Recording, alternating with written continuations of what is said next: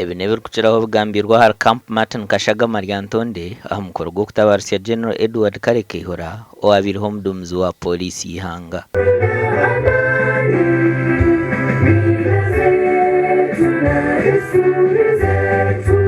Kugira ngo utaruhore nzigo koreka okore nzigo kurekere cyane cya mukama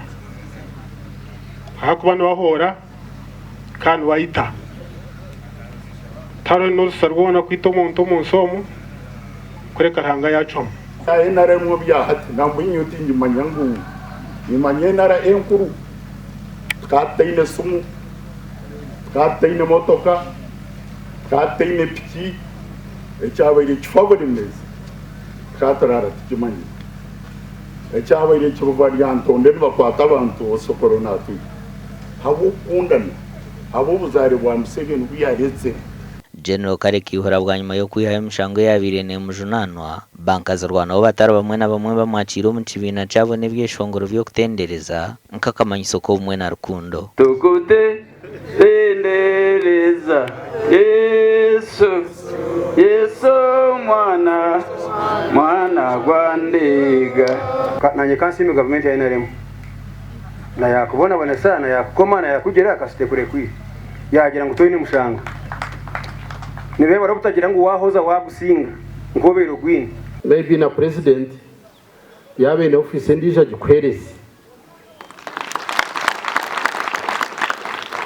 habukuba oineri choncho byawe okorajya abantu omushacu witaganireho n'abatebekaniso mukorogu kandi nabasima General Karekihura okubabere cyo kureberaho abengi hate kibe cyo kureberaho habukwemera mo yitkora yona harimo kurutayaringa konka ko kurutayaringa shi abantu nabisha kubugana nkeke nabakushemerwa no mayonda na rutayaringa bagira ngo byona niwe twashanga ryo mutahi murundi munonga wo kutunge byo kwegeraho na munonga ngo kwinga hamwe no kurisa nahinga ebitokebi abyonya garika bakinga yo musana. General Karekihura asimire government okumuherezo buringaniza okumuyaho emishango yabire mutwireho kanyi no kwisige ari president urwo mushaka action takagera umushaka